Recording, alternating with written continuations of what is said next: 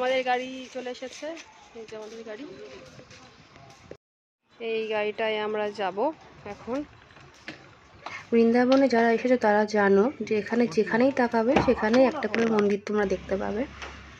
তো আমি ফার্স্ট উঠে গেছি গাড়িতে। এই তো ঠাকুর পেছনে, ঠাকুরের নাম করে এবার বেরোতে হবে।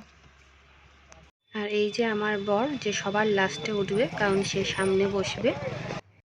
আজকে বেশ অনেক জায়গায় যাব ঘুরতে, তো ওই জন্য আমরা একটু স্টোল, জ্যাকেট এসব নিয়ে নিয়েছি, কারণ ফিরতে হয়তো রাত্রি হতে পারে।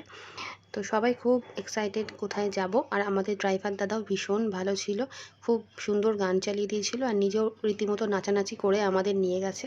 দেখা যাক প্রথমে আমরা কোথায় যাই, সাথে থেকো, ভিডিওটা দেখতে থাকো। বৃন্দাবনের অনেকটা জায়গায় আমরা কভার করে ফেলেছি। তো এবার দ্বারকাধীশ টেম্পল থেকে বেরিয়ে আমরা যাব বিশ্রাম ঘাটের দিকে। এখানে খুব সুন্দর মিষ্টি বিক্রি হচ্ছে। কি কি নিচ্ছিস?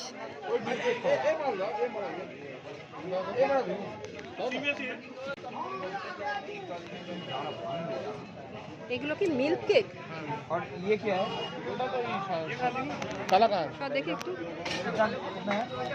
400 ये भी 100 ग्राम दे दो। এখানের বেশিরভাগ মিষ্টি কোনোটা 450 টাকা কেজি বলছে, কোনোটা 400 টাকা কেজি, কোনোটা 420 টাকা কেজি। তো আমরা 4 রকমের মিষ্টি নিয়েছিলাম। এখানে মিষ্টি ছাড়াও চানাচুর, নানা রকমের নিমকি, তারপরে প্যাড়া, এইসব কিন্তু পাওয়া যায়। আমি মোটামুটি 4 ধরনের মিষ্টি ট্রাই করলাম, বাট আমার পার্সোনালি মিল্ক কেকটা কিন্তু দারুণ লেগেছে। তোমরা এখানে আসলে মিল্ক কেকটা কিন্তু অবশ্যই ট্রাই করো। তো এখন আমরা যাচ্ছি বিশ্রাম ঘাটের দিকে। বিশ্রাম ঘাটে গিয়ে দেখা হচ্ছে, তোমরা কিন্তু সাথে থেকো।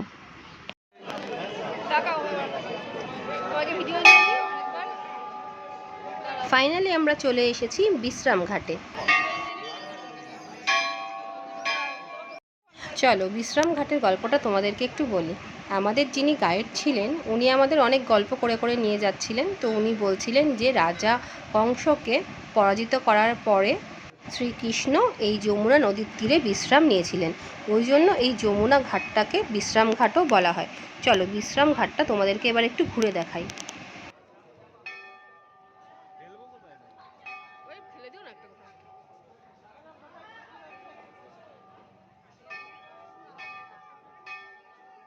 এই হলো যমুনা নদী, আর এখানে বোটিং হয়, এখান থেকে আমরা বোটে উঠব। আর এখানে প্রত্যেক দিন সন্ধ্যাবেলা আরতি হয়। এখানে আরতির অনেক জিনিসপত্র পাওয়া যায়, প্রদীপ ভাসানো হয় জলে। কিন্তু এখানে প্রচুর বাদর, মানে আমি তো মোবাইল খুলছিলাম আর উপরে তাকাচ্ছিলাম কোথায় বাদর বসে আছে, মানে যেদিকেই তাকাবে হুটহাট করে বাদর চলে আসবে, এরকম একটা ব্যাপার। তো যাই হোক, এখানে যে রাধাকৃষ্ণের মূর্তি আছে, চলো সেটা তোমাদেরকে একটু দেখাই। এখানে এই রাধাকৃষ্ণর মূর্তির পুজো হয়, মানে মূর্তিটা খুব সুন্দর দেখতে, হয়তো ক্যামেরায় এতটা বোঝাতে পারছি না। এবার আমরা বোটে উঠব, যমুনা নদীর এই পার থেকে ওই পারে যাব। তো এখানে কিছু মানুষ আমাদের সাথে যারা এসেছিল তারা পুজো করবে বলে আমরা একটু ওয়েট করছিলাম।